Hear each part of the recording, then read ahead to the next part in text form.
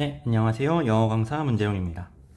지난주에 수능 특강 영어가 저희 집에 이제 도착을 해서 그때부터 전문항 해설 강의를 이제 준비를 했는데요. 손풀이 스타일로 해설을 할 거고요. 각 문항별로 어떤 내용이 들어있느냐. 일단 내신 때문에 이게 필요하신 분이 제일 많을 거라서 거두절미하고 주제부터 던집니다. 자, 근데 이게 주제문을 딱 들었다고 해서 정리가 다 되는 건 아닐 수 있어요. 그래서 가급적이면 뒤에까지 보시면 좋을 것 같은데, 이어서 문제를 풀 거예요. 수능식으로 가장 최장 정도의 문제풀이를 보여드릴 거고, 얘가 제일 중요한데요. 혼자서 EBS 지문 이제 공부하다 보면은, 이해가 안 되는 지점들이 꽤 발생을 할 겁니다. 단순히 구문이 복잡해서일 수도 있고, 모르는 표현 때문에, 그러니까 뭐 사전을 검색해도 좀 납득이 안 되는 표현이 있을 수도 있고, 배경 지식이라든가 어떤 논리 구조에서 납득이 안 가는 게 좀 생길 수 있을 거예요. 그래서 이런 포인트들을 한두 개씩만이라도 지문별로 좀 해설을 하려고 합니다. 자, 이렇게 해서 한 5분 정도 분량으로 최대한 간략하게 엑기스만 넣으려고 하고 있어요. 게이트웨이는 따로 해설하진 않고, 그 대신에 주요 문항들 있죠. 21번에서 24번, 29에서 42번. 이 주요 유형들은 최대한 다 해설을 할 겁니다.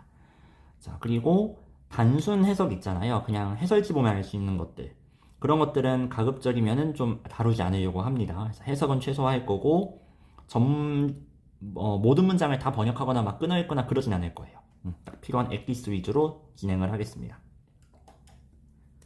네, 첫 번째로 할 거는 함축의미 3강의 1번 문제부터 한번 보도록 하겠습니다. 자, 요 지문은 주제문이 명확하게 존재합니다. 그래서 첫 문장 주제문으로 체크해 주시면 돼요. 인간은 미기후를 통제 조절할 수 있다. 자, 요게 이 글의 주제가 되겠습니다. 자, 왜 이런 주제가 나온지를 이제 설명드리면요. 이 첫 문장이 일반적 진술이에요.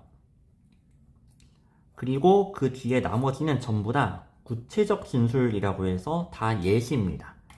자, 그러면 지금 밑줄 친 부분도 구체적 진술 안에 있기 때문에 얘도 주제랑 관련이 있을 수밖에 없거든요. 이거랑 연결해서 일단 이해를 좀 해주시면 좋을 것 같아요. 일단 주제문을 한번 읽어봅시다. 자, although부터 한번 먼저 보면요. 비록 기후가 일반적으로는 간주된대요. 인간의 통제를 벗어났다고. 그쵸? 인간이 뭐 기후를 바꿀 순 없잖아요. 뭐 계절을 바꾼다든가 바람을 멈춘다든가. 자, 그렇기는 하지만 야외에서조차도 국지화된 온도의 통제가 때때론 효과적이래요. 미기후 범위에서요. 자, 여기서 microclimate, 미기후라는 게 뭐냐?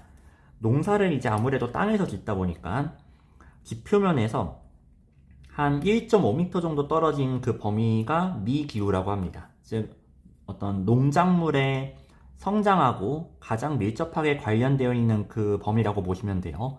이걸 충분히 인간이 통제할 수 있다는 게 이 글의 주제입니다. 그럼 이제 이 문장을 한번 볼게요. 실제로 이제 쭉 읽어주시면 되는데 풀이에 필요한 것만 좀 읽도록 하겠습니다. 여기 왼절부터 보면요. 이 나라는 사람이 뭔가 이제 밭 같은 거 하나 가꿨나 봐요. 한 이웃이 말하기를 내가 신을 속였대요. 근데 그 신을 속인 목적이 뭔가 보니까 상추나 토마토를 더 일찍 수확을 하기 위해서 그랬대요. 다른 사람들보다.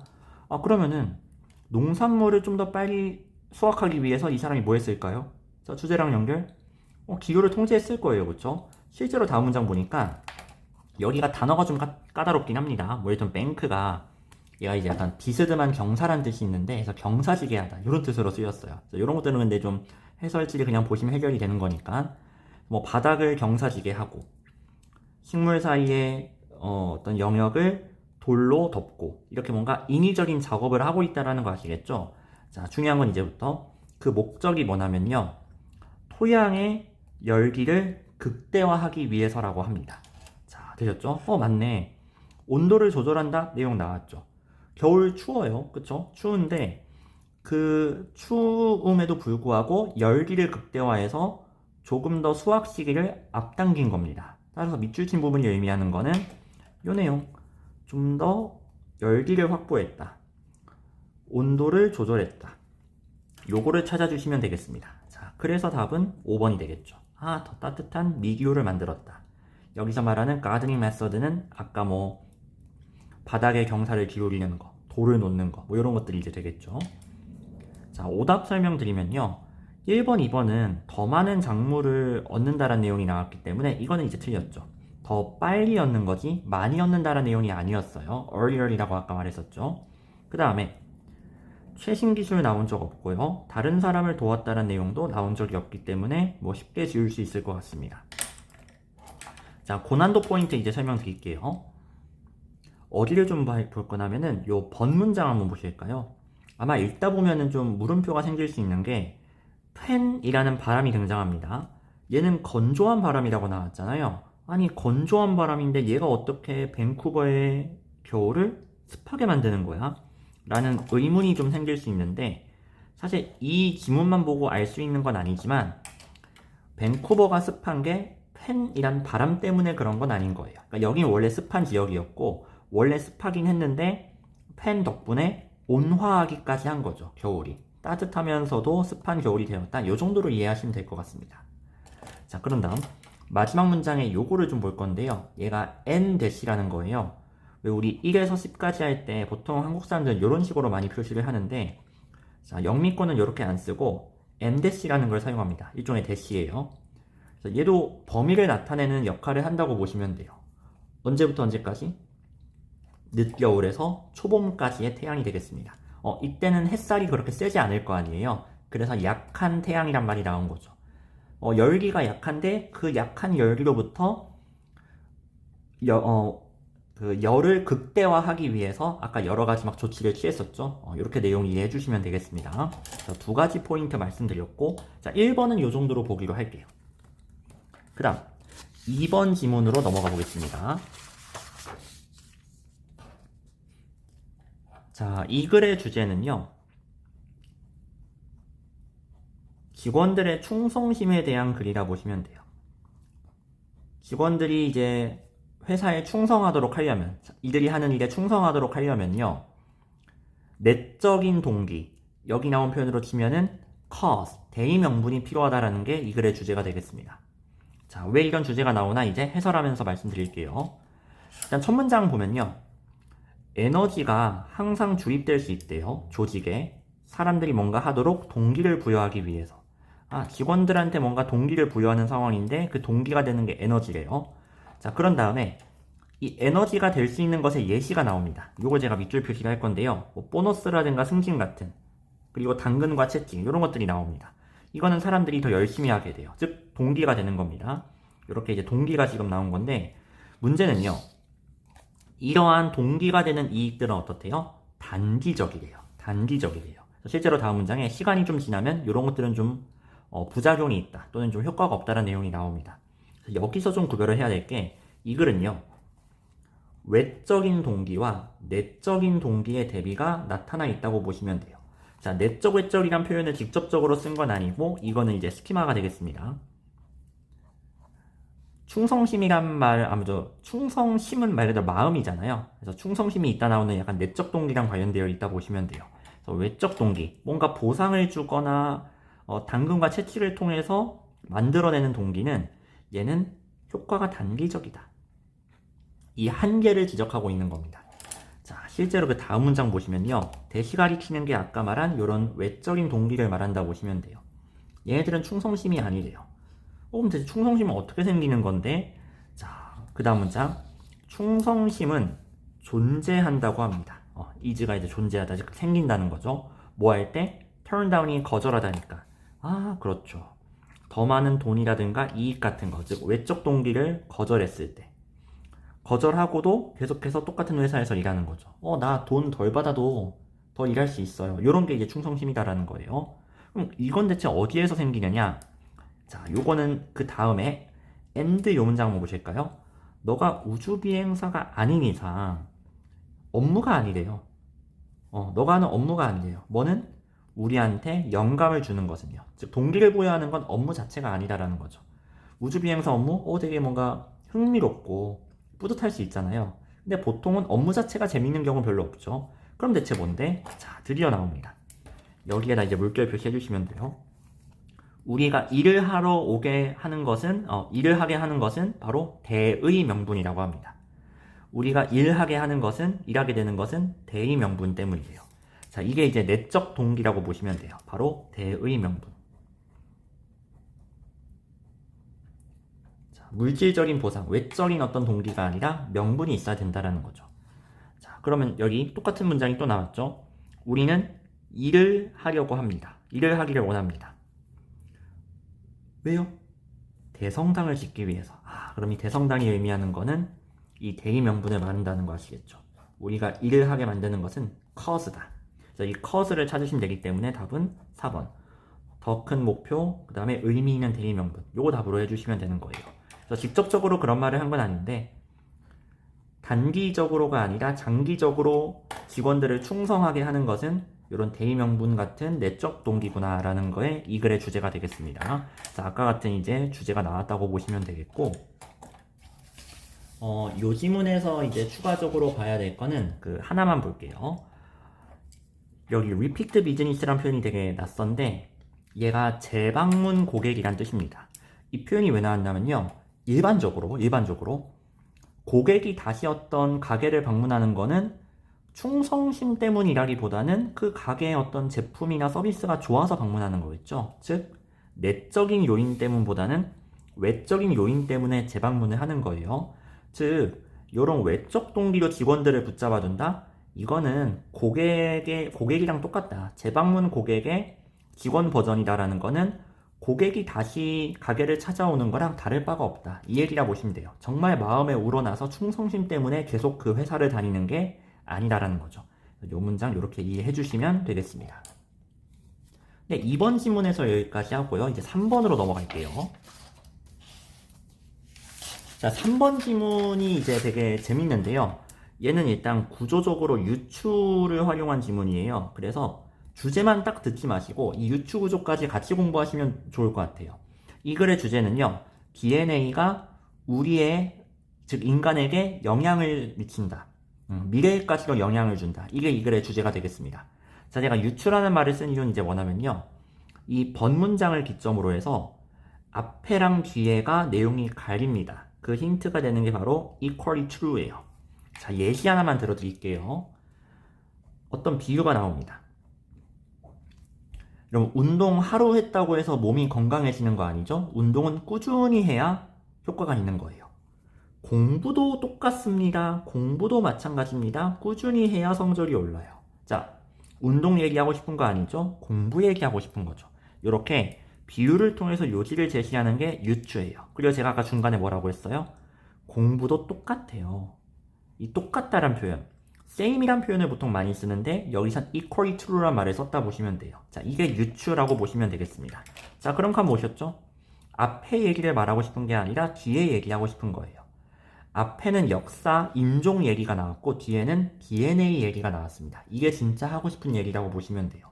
그럼 이 글의 공통점이 주제가 되겠죠? 아까 예시에서 꾸준히 해야 된다가 중심 내용인 것처럼. 자, 그럼 앞에 어떤 내용 나왔나 볼게요. 그걸 가지고 얘랑 연결을 해볼 거예요. 한 작가의 인용이 나오는데, 자, 사람들은요, 역사에 갇혀 있대요. 그리고 역사도 사람 안에 갇혀 있대요.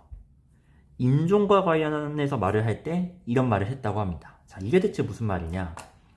사실 수능적으로 풀이를 한다면은 굳이 얘를 깊이 있게 이해할 필요는 사실 없을 것 같아요. 그냥 뒤에서 중심 내용을 찾아도 충분히 풀 수는 있으니까. 근데 내신까지 겸하기 때문에 이걸 좀 자세하게 말씀드리겠습니다. 일단 사람이 역사에 갇혀 있다. 이거 의미는 그래도 좀 알 수 있을 것 같아요. 어딘가에 갇혀 있다는 건 그것의 영향력을 벗어날 수 없다는 거죠. 즉, 첫 번째 진솔이한 말은 역사가 사람에게 영향을 준다는 거구나. 되셨죠? 근데 반대로 역사가 사람 안에 갇혀 있다는 거는 사람이 역사에 영향을 준다? 근데 사람이 역사에 영향을 줄 수 있나요? 자, 이걸 조금 이제 부연 설명을 해볼게요. 인종과 관련해서 역사가 사람한테 영향을 준다는 건 뭘까요? 이점 인종하면 이제 옛날 인종차별을 떠올리시면 되겠죠. 옛날에 막 흑인, 백인 인종차별 그런 거 되게 많았잖아요. 뭐 지금도 아예 없다고 할 수는 없겠지만, 그때 인종차별의 역사가 그 사람한테 영향을 주는 게 맞죠. 예를 들어서 내가 딱 태어났는데 1900년이야. 그럼 태어나고 보니까 나는 흑인이고 나는 차별을 받아. 나는 당연히 그 1900년이라는 역사적인 상황에 영향을 받을 수밖에 없겠죠. 약간 그런 얘기를 한다고 보시면 될 것 같아요. 자, 그래서 어떤 역사적인 상황이 그때 태어난 사람들한테 영향을 준다. 그리고 물론 후세에도 어느 정도는 영향을 주겠죠. 지금도 백인하고 흑인 중에 백인이 대체로 더 부유하고 좋은 환경에 있는 건 맞잖아요. 이런 식으로 역사가 사람한테 영향을 줍니다. 자, 이렇게 이제 하나 이해를 한 거고, 그럼 반대로 사람이 역사에 영향을 준다는 건 뭐냐? 사실 사람이 역사를 바꿀 수도 있어요. 그러니까 역사적인 그 영향력을. 이를테면은 나는 인종차별 같은 거 안 할 거야. 나는 모두가 평등하다고 생각해. 요럴 수도 있겠죠. 근데 그거를 보통 바꾸나요? 잘 안 바꾸죠. 역사가 이게 바뀌기가, 사회가 바뀌기가 참 쉽지가 않습니다. 사람은요, 과거를 그대로 유지하려고 해요. 역사를 지속시키려고 한다는 거죠. 자, 이 얘기라고 보시면 될 것 같아요. 혹시 좀 공감을 돕기 위해서 이제 학생분들이라면은 어른한테 존댓말 쓰잖아요. 왜 존댓말 써요? 그냥 우리 사회가 그러니까 그냥 과거부터 그래왔죠. 이게 역사의 영향을 받은 거예요. 과거부터 늘 그래왔으니까 우리도 그렇게 사는 거예요. 이게 역사의 영향을 받는 건데, 그럼 바꾸면 되지 않나요? 모든 사람 다 평등하니까 그냥 우리 다 반모 또는 서로 존댓말 하자 이렇게 해도 되잖아요. 근데 그렇게 해요, 안 해요? 안 해요. 어른한테 반말 쓰면은 바로 후레자식 소리 듣습니다. 사람들은 과거의 잘못된 역사를 바꾸려는 생각이 없어요. 여전히 나이에 대한 차별은 존재합니다. 이렇게 과거의 역사를 지속하는 건 사람이에요. 이게 바로 역사가 사람한테 갇혀있다의 의미라고 보시면 돼요. 자, 좀 긴 시간 할애해서 일부러 좀 설명을 드렸어요. 자, 그럼 여기까지가 뭐다? 네, 여기까지가 비유가 되겠습니다. 여기까지가 비유에 대한 내용이에요. 그럼 요지는 뭐냐? 다음 문장 읽어보시면요. 제가 시간상 다 일일이 읽어드리진 않겠지만 역사만 딱 DNA로 바뀌었다고 보시면 돼요. 정확히는 또 이거에 막 구체적으로 따지시는 분도 있을 것 같아서 앞에서는 인종의 역사를 다뤘더라면은 여기서는 생물학적인 DNA의 역사를 말한다고 보시면 되겠습니다. 그래서 얘도 똑같은 얘기가 나와요. DNA가 사람한테 영향을 주기도 하고 사람이 DNA를 갖고 다니기도 한다. 사람이 DNA에 영향을 준다는 건 뭐냐? 그러니까 이제 DNA가 사람한테 갇혀 있다는 건 뭐냐? 사람이 DNA를 이제 보유하고 있잖아요. 그걸 그냥 이렇게 표현한 거예요. 이건 말 그대로 DNA가 사람한테 갇혀 있다. DNA가 사람 몸속에 들어 있다. 이 얘기가 되겠습니다. 근데 얘는 그렇게 중요한 내용이 아니에요. 왜냐면 마지막 문장 보세요. 저희가 찾아야 되는 건 뭐예요? 여러분, as 나오면 as 앞에가 중심 내용이에요. DNA가 우리한테 갇혀 있다. 이걸 말하고 싶은 게 아니라 우리가 이 DNA에 갇혀 있다. 여기서 말하는 이 특정한 역사라는 어떤 수단 또는 어떤 탈 것, 그러니까 비에클이 뭔가 용기, 그릇, 탈 것 이런 거잖아요, 그렇죠? 이거는 이제 DNA를 말한다고 보시면 돼요. 그래서 이거 DNA입니다. 그래서 밑줄 친 부분이 의미하는 것보다 요거예요. 우리는 DNA에 갇혀 있다. 즉 DNA가 사람한테 영향을 준다. 이거 답으로 해주시면 되는 겁니다. 자, 그래서 답은 4번. 우리는 DNA에 영향을 받는다. 이 얘기라고 보시면 돼요. 자, 그럼 아까 요것처럼 아니 DNA가 사람한테 영향을 준다는 건 무슨 말이냐? 예를 들어서 우리 이제 남자 여자가 갈라지게 된 거는 생물학적으로 갈라지게 된 거죠. 옛날에는 남성이 하는 역할과 여성이 하는 역할이 엄청 분리가 되어 있었잖아요. 이게 유전자에 들어있는 거예요, 그렇죠? 그럼 이제는 사회가 평등해졌고 뭐 남성 여성이 그렇게 크게 차이도 없어졌으니까 남성성 여성성은 사라졌느냐? 그렇지 않죠. 여전히 우리 몸속에는 이 남성성이나 여성성이 어느 정도 남아있어요, 그렇죠? 이건 생물학적으로 어쩔 수 없는 겁니다. 자, 그러기 때문에 이 글의 관점을 조금만 빌려오면은 뭐 제가 좀 무리한 해석을 하는 걸 수도 있는데 뭐 예시니까 DNA가 사람한테 영향을 준다는 건요, 아무리 사회가 평등해지고 아무리 남녀 구별이 사라졌다고 해도 이 남성 여성의 차이는 여전히 지속이 될 것이다, 앞으로도. 즉 미래에도요, 남자가 유리한 직업, 여자가 유리한 직업 여전히 존재할 거고요, 인기 있는 남성성, 인기 있는 여성성 존재할 거예요, 미래에도. 아무리 사회가 바뀌어도. 즉 DNA의 영향은 여전히 존재할 거라는 거죠. 이 얘기가 되겠습니다. 자, 이건 어쨌거나 예시를 들기 위해서 하나의 관점을 가져온 거니까 또 이제 너무 과민하게 반응하진 않으셨으면 좋겠고, 자, 이렇게 해서 이제 해설 마무리하고 나머지는 DNA에 영향을 받는다랑 그냥 상관이 없습니다. 그래서 이거는 뭐 오답 분석을 할 만한 건 아닌 것 같고, 특히나 3번이라든가 1번처럼 후천적 요소를 강조하는 건 절대 답이 될 수 없어요. 왜냐면 DNA는 생물학적인 거고요. 생물학적인 건 선천적인 요소입니다. DNA는 태어날 때부터 가지고 있는 거니까요. 이런 것들은 바로 좀 지워주시면 되겠습니다. 자, 그러면은 이 정도로 보기로 하고, 이 글은 이 유추라는 구조 자체가 핵심 포인트이기 때문에 따로 추가적인 핵심 포인트 설명은 좀 생략을 하도록 할게요. 참고로 이 one could say가 통념이고요. 그 다음 문장에 역접 연결사가 좀 생략되어 있는 살짝의 통념 비판 구조가 있습니다. DNA 그냥 한낱 과거 아니야? 별거 아닌 거 아니야? 아니야. DNA는 우리의 마스터야. 즉 DNA는 과거의 것이 아니라 앞으로도 우리한테 영향을 주는 거야. 이런 통념 비판 구조도 살짝 숨어 있다는 거 공부하실 때 참고하시면 좋을 것 같아요. 네, 3번은 이 정도로 보고 마지막 4번 지문 보도록 하겠습니다. 자, 이 글의 주제는 뭐냐면요. 생각, 사고가 키워드인데요. 인간이 생각을 두려워하는 이유. 이게 이 글의 주제가 되겠습니다. 자, 근데 좀 공허하죠? 딱히 막 지문이 정리되는 느낌은 없을 거예요. 대체 그 이유가 뭔데? 그 이유가 뭐냐면요. 생각은요. 우리의 믿음을 흔듭니다.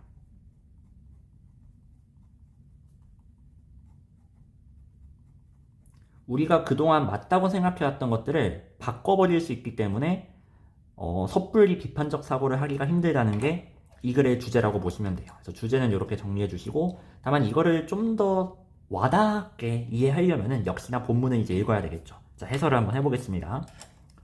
밑줄 친 거는 이에 대한 설명이에요. 그럼 이시 뭔지 알아야 되겠죠. 이시 가리키는 거는 요 사고를 말한다고 보시면 돼요. 자, 실제로 사고라는 것은 우리한테 중요하고 다른 사람한테 중요하고 우리가 살고 있는 이 세상에도 중요한 거라고 합니다. 그래서 우리는 두려워한대요. 이 사고라는 것이 워낙에 영향력이 크다 보니까 이걸 함부로 하기가 좀 무서울 수 있다는 거죠. 자, 그럼 됐네요. 이는 사고에 대한 거기 때문에 사고에 대한 중심 내용을 찾아주시면 돼요. 그래서 사고에 대한 중심 내용은 이미 조금 나왔어요. 사고의 영향력이 상당하다. 근데 어떤 영향력인데 이거를 좀 찾으면요. 얘는 사실 해석이 어렵지 않기 때문에 근거만 좀 집어드릴게요. 자, 여기 보시면은 첫 문장의 사람들은 비판적으로 사고하지 않는다고 해요. 두려움 때문에. 왜 두려워하는데? 드디어 이유가 나옵니다. 사람들이 사고를 하지 않는 이유는 그냥 그게 어려워서가 아니라 그것이 오랫동안 가지고 있는 믿음에 의문을 제기하게 할까봐. 그게 두려운 거래요. 자, 근거 나왔죠? 이게 답인 거예요. 사고는 우리가 오랫동안 가지고 있던 생각을 바꾸게 해요. 여기에 의문을 제기하게 합니다. 그게 아까 제가 말한 믿음을 흔들다의 근거라고 보시면 돼요. 이 내용은 여기에도 나옵니다. 계속 나온다고 보시면 돼요. 요거 답으로 해주시면 되기 때문에 이 내용을 그대로 찾으면 답은 이제 3번이 되겠죠. 자, 나머지는 역시나 비슷한 표현이 없기 때문에 바로바로 지을 수 있으실 것 같아요. 자, 독해적으로 좀 공부하고 싶은 포인트는요. 이 문장입니다. 갑자기 웬 비유클리드 기하학? 그쵸? 이런 생각이 좀 들 수 있는데요. 얘도 예시라고 보시면 돼요. 그래서 이 문장이 지금 일반적 진술이고요. 그 다음에 나온 이 문장이 구체적 진술이에요. 따라서 이 둘을 연결해서 이해해 주시면 됩니다. 자, 일반적 진술 보면요. 생각이 나오네요. 얘는 억지스러운 정말 말도 안 되는 생각이에요. 근데 그런 생각조차도 뭐한대요? 세상에 영향을 준다고 합니다. 이 영향력이라는 게 아까 말한 것처럼 뭔가 원래 가지고 있던 믿음을 흔든다. 뭔가 변화를 가져온다. 이 정도로 보시면 될 것 같아요. 예시에서 확인하죠. 자, 이 아이디어에 대한 예시가 뭐 나왔느냐? 두 가지가 나옵니다. 비유클리드 기하학과 기호 논리학이 등장해요. 얘네들은요. 사고가 도달할 수 있는 최대치로 추상적이래요. 즉 말도 안 돼요. 약간 봤을 때. 약간 뜬구름 잡는 것 같아요. 그렇지만 자, 이중부정 구문이 나옵니다. 이거 없이는 이거 못한다. 즉 이거 하려면 이거 꼭 있어야 된다는 거죠. 첫 번째 거. 비유클리드 기하학 말하는 거구나. 이거 없으면은 중력 이해할 수 없대요. 그 다음에 두 번째 거. 기호 논리학이 없으면 컴퓨터를 가동시킬 수가 없대요. 즉 이게 정말 꼭 필요하다는 거죠. 이 세상에. 이런 식으로 말도 안 되는 생각조차도 세상에 영향을 주는데 사고라는 것이 얼마나 중요한가, 얼마나 큰 영향력을 주는가. 이게 이 글의 주제라고 보시면 되겠습니다. 그래서 키워드는 두 개예요. 생각이라는 거는 굉장히 영향력이 크다. 중요하다. 생각이 하나의 키워드가 되겠고, 그래서 사람들은 이걸 두려워한다. 함부로 휘두르기가 좀 이제 무서울 수 있겠죠. 자, 이렇게 내용 정리해 주시면 되겠습니다. 네, 4번 해설 여기까지 하도록 할게요. 자, 이런 식으로 나머지 강들도 하나하나 해설을 올릴 예정이기 때문에 필요한 것들 이제 잘 공부해서 가져가시면 좋겠습니다. 감사합니다.